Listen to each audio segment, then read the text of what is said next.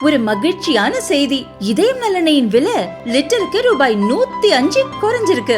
September 2023ல 1 litre இதயம் நலனையின் அதிகபட்ச விலை ரூபாய் 503. ஆனா இப்ப 1 லிட்டர் இதயம் நலனையின் விலை ரூபாய் 398 மட்டும்தான் தமிழ்நாட்டுல. அப்ப இனிமே எல்லாரும் இதயம் நலனை வாங்கலாம் இல்ல? ஈரோடு தெற்கு மாவட்ட காங்கிரஸ் கமிட்டியின் சார்பாக முதலில் அனைவருக்கும் புத்தாண்டு மற்றும் பொங்கல் நல்வாழ்த்துக்களை தெரிவித்துக் கொள்கின்றேன். பத்திரிகை துறை, தொலைக்காட்சி துறை சார்ந்த அத்தனை பேருக்கும் எங்களது சார்பாக மனப்பூர்வமான வாழ்த்துக்களை நான் தெரிவித்துக் கொள்கின்றேன். இன்றைக்கு ஈரோடு கிழக்கு சட்டமன்ற தொகுதியில் காங்கிரஸ் பேரியக்கத்தினுடைய வேட்பாளராக மறைந்த மரியாதைக்குரிய திருமகன் ஈவேரா அவர்கள் போட்டியிட்டார். குறுகிய காலத்திலேயே அவருடைய நல்ல விதமான செயல்பாடுகள் எல்லாம் மக்களிடத்திலே சென்றடைந்து குறுகிய காலத்திலே மிகவும் பிரபலமானார். ஏதோ காலான் அவரை அழைத்துக் கொண்டு அந்த தொகுதிக்கு மீண்டும் இடைத்தேர்தல் வந்தது. அப்பொழுது மரியாதைக்குரிய முன்னாள் தலைவர் எங்களுடைய அருமை அண்ணார் ஈவிகே இளங்கோவன் அவர்கள் போட்டியிட்டார்கள். உடல்நலக் குறைவால் அவரும் காலமானதால் இன்றைக்கு இந்த தொகுதியிலே 3வது முறையாக தேர்தல் வந்திருக்கின்றது. அந்த ஒரு முறை பொதுத் தேர்தலும் 2வது முறை இடைத்தேர்தலும் இப்பொழுது சந்தித்துக் கொண்டிருக்கக்கூடிய இந்த நேரத்தில் காங்கிரஸ் பேரியக்கத்தின் சார்பாக போட்டியிடுவதற்கு நாங்கள் எல்லாம் கட்சி தலைமையிடத்திலே கேட்டிருந்தோம். குறிப்பாக நான், அதே போல முன்னாள் மாவட்ட தலைவர் இபி ரவி, மறைந்த அண்ணன் ஈவிகே இளங்கோவனுடைய புதல்வர் சஞ்சய் சம்பத், முன்னாள் சட்டமன்ற உறுப்பினர் ஆர்.எம். பழனிசாமி, முத்துக்குமார், அகில இந்திய காங்கிரஸ் கமிட்டி உறுப்பினர் கோபிநாத் உட்பட, கோபி பழனியப்பன் உட்பட நண்பர்கள் எல்லாம் கேட்டிருந்தோம். தலைமையும் பரிசீலனை செய்து காங்கிரஸ் போட்டியிட்ட தொகுதிதான் நாம் போட்டியிடுவோம் என்று தெரிவித்திருந்தார் எங்களது மாநில தலைவர். நாங்களும் நம்பிக்கையோடு இந்த தொகுதி மீண்டும் எங்களுக்கு கிடைக்கும் என நினைத்திருந்தோம். காங்கிரஸ் கட்சியின் சார்பாக கை சின்னம் இந்த இடத்திலே போட்டியிடும் என நினைத்தோம். ஆனால் அகில இந்திய காங்கிரஸ் கமிட்டியும் தமிழ்நாடு காங்கிரஸ் கமிட்டியும் இணைந்து மாண்புமிகு தமிழகத்தினுடைய முதல்வர், மக்களுடைய நல்லாட்சி செய்து கொண்டிருக்கக்கூடிய தளபதி ஐயா மு.க. ஸ்டாலின் அவர்கள் வேண்டுகோளுக்கு இணங்க இந்த கிழக்கு தொகுதியை திராவிட முன்னேற்ற கழகம் போட்டியிட வேண்டும் என கேட்டதால் இந்த தொகுதியினை எங்களது தலைமையானது திராவிட முன்னேற்ற கழகத்திற்கு கொடுத்திருக்கின்றது. அதை நாங்கள் வரவேற்கின்றோம். தலைமை என்ன சொல்லுகிறோ அதை நாங்கள் செய்ய தயாராக இருக்கின்றோம். காங்கிரஸ் பேரியக்கத்தின் சார்பாக இந்த தொகுதியிலே நிறைய நண்பர்கள் போட்டியிடுவதற்கு தயாராக இருந்த பொழுது கூட திராவிட முன்னேற்ற கழகம் போட்டியிடுவதால் நாங்கள் எல்லாம் கொஞ்ச நேரத்திற்கு அதை கவலையோடு எதிர்கொண்டு நோக்கினோம். பிறகு தலைமை அறிவிக்கக்கூடிய விஷயத்திலே நாம் தலைமை என்ன சொல்கிறதோ அதை கேட்க வேண்டும் என்பதற்காக எங்களுடைய தலைவர் மரியாதைக்குரிய அண்ணன் செல்வ பெருந்தகை அவர்கள், கவலை கொள்ள வேண்டாம் மக்கள் ராஜன், நீங்கள் உட்பட அந்த தொகுதியில் இருக்கக்கூடிய நபர்களை நான் யாரையும் கைவிட மாட்டேன், நிச்சயமாக நல்ல பணிகளுக்கு உங்களுக்கு காத்திருக்கிறது, பொறுமை காருங்கள் என்று சொன்னார். அதை நாங்கள் ஏற்றுக்கொண்டோம்.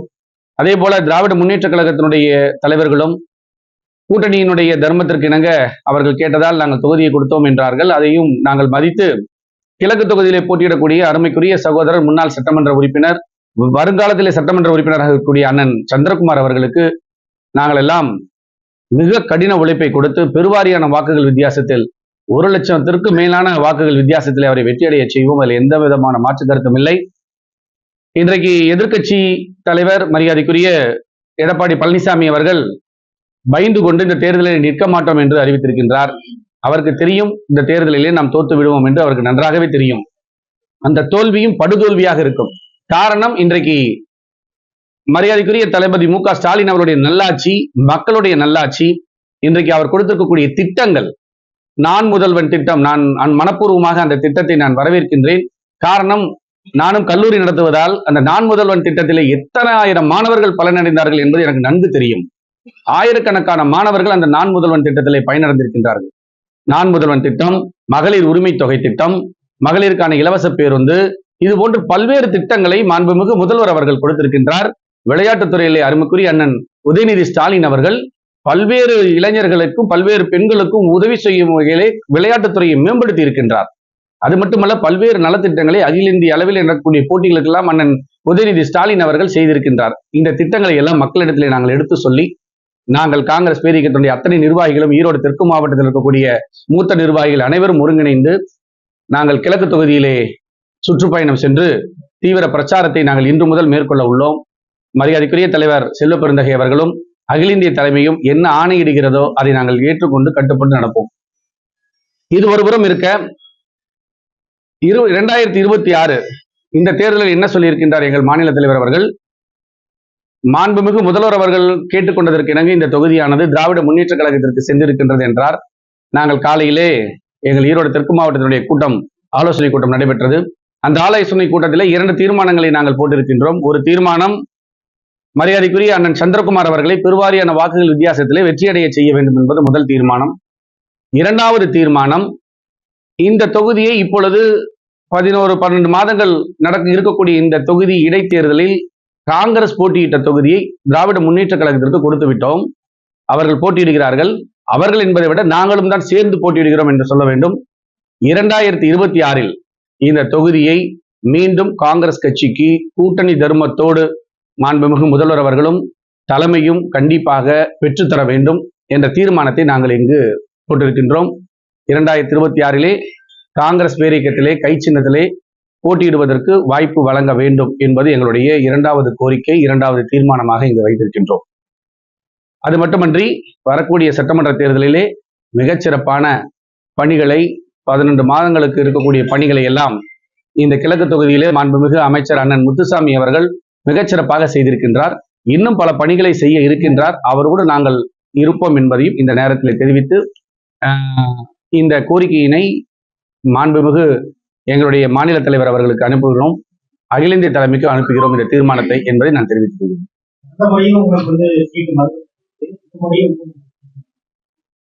இல்ல, தனிப்பட்ட முறையில நான் உட்பட எல்லாருமே சீட்டு கேட்டிருந்தோம். நானும் கேட்டேன், அது எல்லாருக்கும் நல்லா தெரியும்.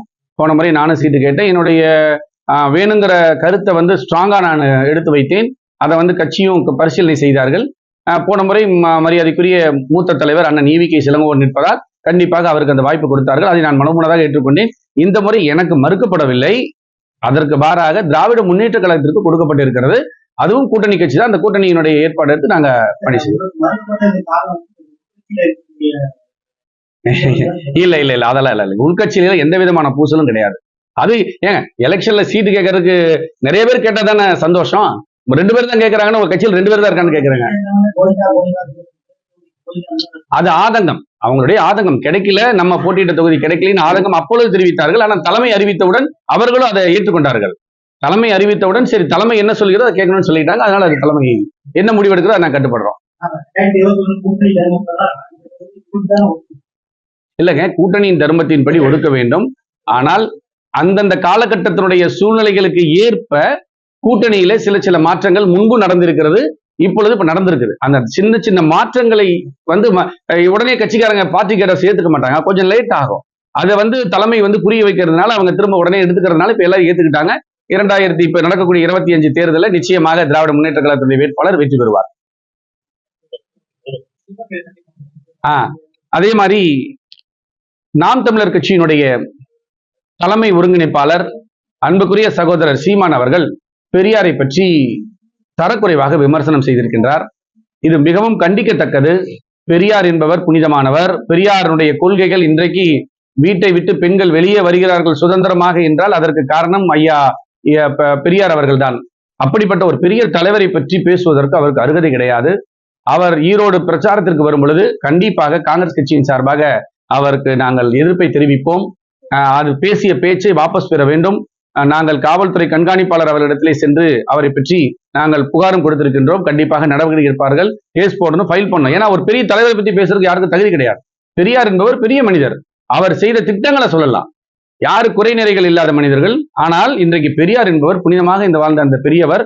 அவரை பற்றி சீமான் அண்ணன் அவர்கள் தவறாக பேசியிருக்கிறார். அண்ணா, நீங்க தயவு செய்து கொஞ்சம் நீங்க கம்மி பண்ணிக்கங்க உங்க வார்த்தைகளை எல்லாம் என்பது இந்த நேரத்தில் நான் வேண்டுகோளா வைக்கிறேன்.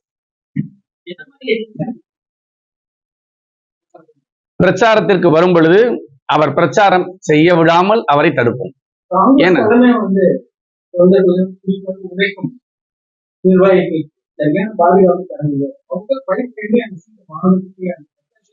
இல்ல, நான் சென்னையில் இருந்ததுனால சொல்றேன். இதை ஒரு தெளிவுபடுத்த விரும்புறேன்.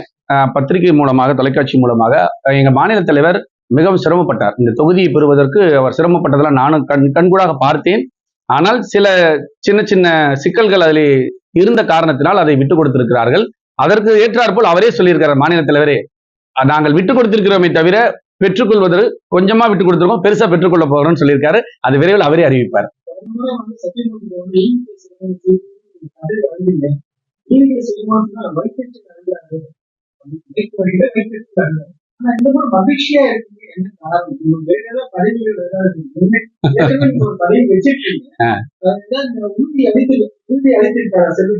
நான் போன முறை கதறி அழுத பொழுதும் சரி, எப்பொழுதும் சரி, என் மீது போர்த்தப்பட வேண்டிய கொடி இறந்த பிறகு காங்கிரஸ் கொடி என்றுதான் சொல்லியிருக்கின்றேன்.